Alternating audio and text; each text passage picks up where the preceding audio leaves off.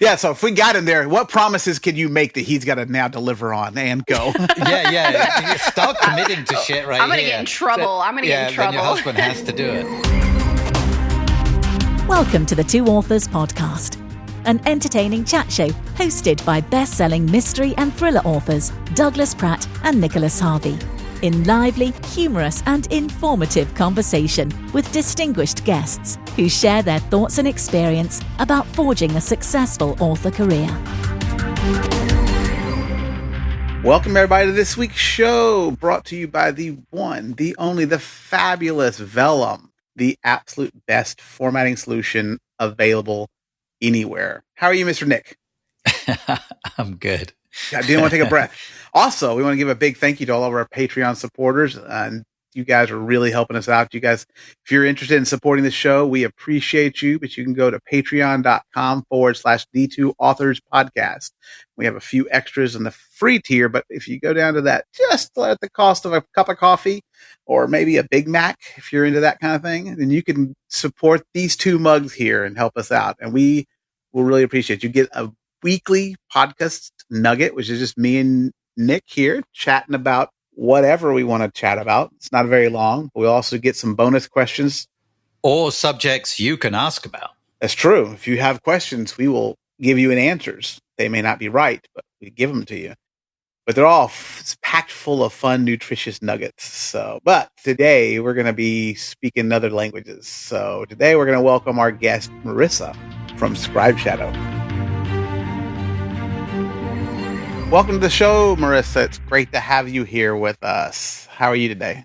I'm fine. How about you?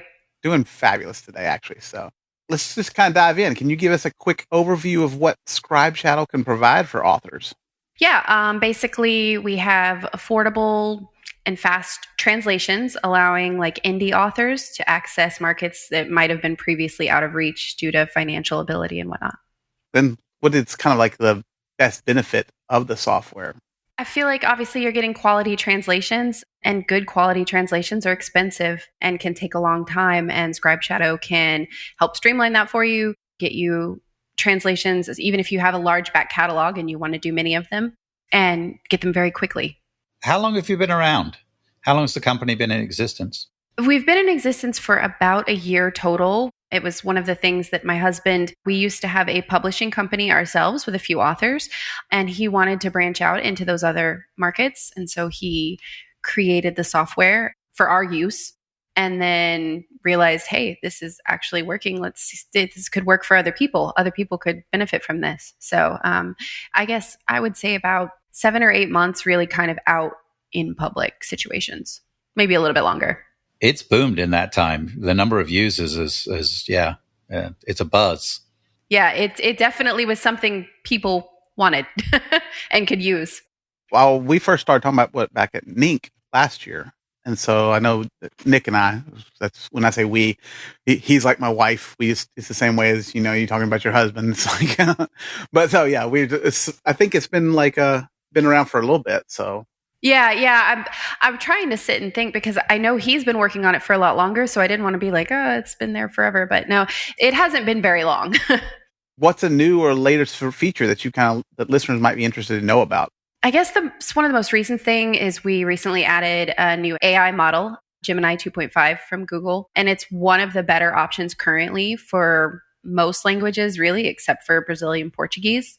So that's kind of been one of the newest things that we put out there to help our authors. That was exactly what I was talking to my wife about yesterday because I said, yeah, they looked like they just changed it. I forget, was it maybe been Claude before, and then it's not Gemini. And we've been using Gemini, like my wife has fallen in love with Gemini anyway. So it's kind of Yeah. The only one that it doesn't seem to be as helpful for is Brazilian Portuguese for some reason.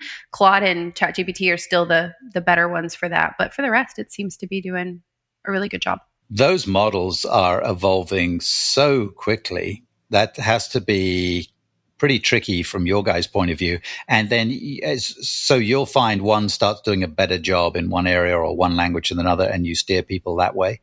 Yeah, we have a process that we created to where we can go and put in the same book or the same part of books and put it through different models and just do testing and see which is consistently giving us back less errors and better feedback. And every time we get a new model, we throw that in there and see which does best. And there's been times where we've had a new model, it came out, seemed good, and then we started getting some feedback that, hey, this is a problem with this specific language. So we pulled back on that and did some more research to see what we could find. So what do you consider the most underutilized feature? Well, right now, the audiobook portion, it's relatively new, and we support using OpenAI and 11 Labs currently. Not a lot of people are getting into that yet. So that's probably our most underutilized at the moment. I think that the audio is the AI is a big, hot button and tricky topic anyway. When you get into the audiobook and narration side of it, it's even more contentious. So that might be part of the pause there. Yeah, it's a little easier to tell audio from listening than from reading. So it's getting better, but there's definitely some tells that you can find. So from the audio standpoint, you're doing other languages though as well. So I mean, are they all the same languages? Honestly, I'm not sure exactly if it's all the same languages, but I know the main languages. Yeah. So that was interesting. You have a base model or a base manuscript, and then you keep running it through, and obviously you know what it's supposed to spit out the other side, and you have a comparison. So then you run a comparison to it, and because you're using the same manuscript, like if we're using ChatGPT just to do some projects for us and stuff, it has an amazing, for want for a better word, memory. It tends to remember things that it's already done. So the legacy issues that come with it, especially like when making images and stuff like that, does that not affect the base model? No, we write a lot of code to go into it that has it not remember things, certain ways. And that way we're not, re-spitting out the same information over and over again. And like I said, we do it 4 or 5 times per model, per language, just to kind of see that if it's giving back similar things. We kind of have a rating scale that we've developed for just in-house use to see like, okay, well, this is coming back good, this is not. And if it's consistent one way or the other, then we kind of know where to make tweaks and changes to kind of guide the AI to do the proper, closer to the proper things that need to be done. As a user, I have probably my own thoughts, but what is the most challenging aspect of getting started with ScribeShadow? Well, I definitely would love to hear y'all's thoughts on that. I mean, right now, as far as a lot of our authors are concerned, and you guys are users, so you probably know that we have a very robust Facebook group and a very robust Discord group.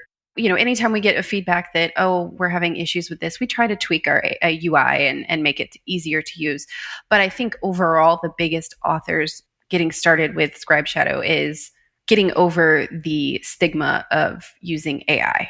Because as you've said, it's a very contentious subject. And it's really about like convincing the authors to see AI, ScribeShadow, as a tool to use like 11 Labs or Vellum or Atticus, that it's not much different than especially 11 Labs with being AI and whatnot. Right. It's not rewriting anything. It's simply doing a translation. That's the whole goal of it, right? Exactly. You're talking about, you just changed to Gemini. It does better. I mean, let's just say I'm doing the translations now, and then 2 years from now, you've come out with new, improved, hey, we're getting more accurate, more things. As somebody who's already done one, is it advisable at that point to go back in and retranslate them? Yeah, I guess it's going to depend on how much better it is. I guess like the way to look at it would be, what your reviews are looking like, what your feedback is. And obviously you're going to get reviews all over the place with any books and any language. But if you feel like, hey, this one book had a lot of consistent issues with this one thing, it might be worth it to try it.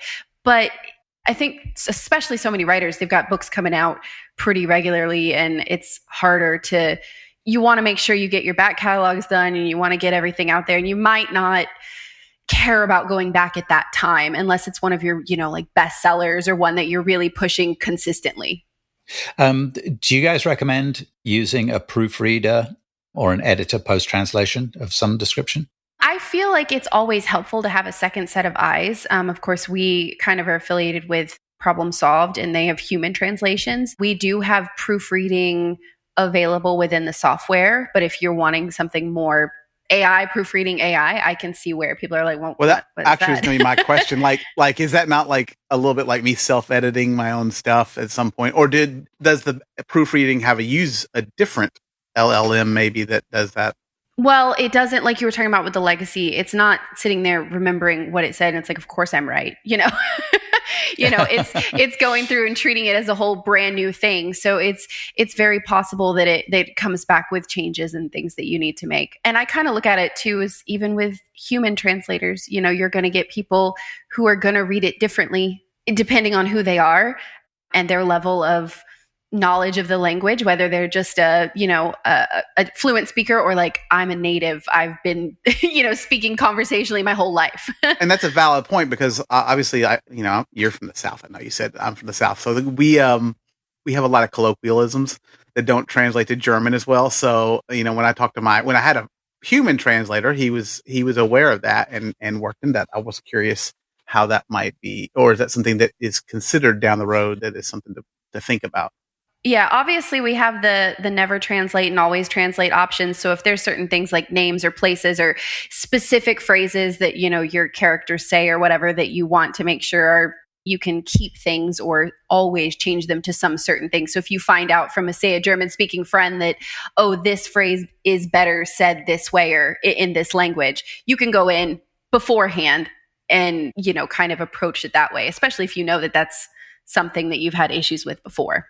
With the proofreading tool, can you choose a different model to proofread it? So if you use the Gemini model to do the translation, you can then choose one of the other models to do the proofreading and presumably it will look at it. Is that valid or does it give you too many differences?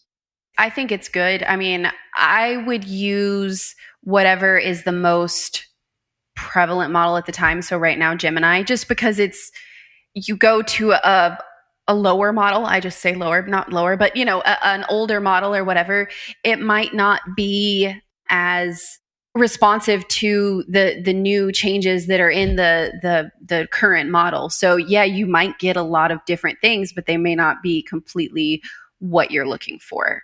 I think sticking with the one that you used is probably the best. But if you want to try another one and do a couple tests, I think that's valid because some people, like different sounding. That's why we're all different. Some people like different way things run through differently and have better results for their particular novel. You gotta be able to speak whatever language it is, Nick, so you know whether it's different or not. Otherwise, you're just like looking at it going, I don't know. So. Exactly. So, okay, you're adding new things. Are there any new upcoming features that are exciting that you want to share with us that might be coming soon? Let's see. Real secret. We won't tell everybody. It's just between us. Oh, it's fine. Just keep it between us. We're adding the option to create YouTube videos out of audiobooks.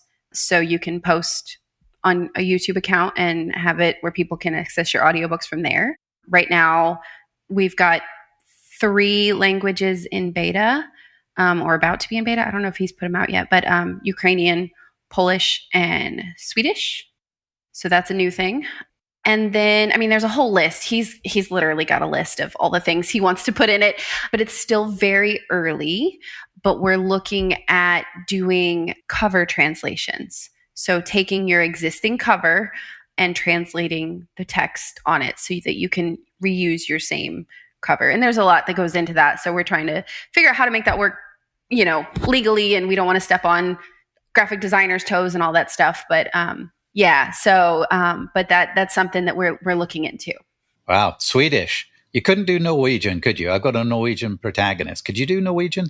It's coming, I'm sure. Yeah. He's already on it. All the time. He's sitting there and he's heard it and he's gonna be like, I got it, Norwegian. So he's like listening in somewhere and he's like, all right, Norwegian.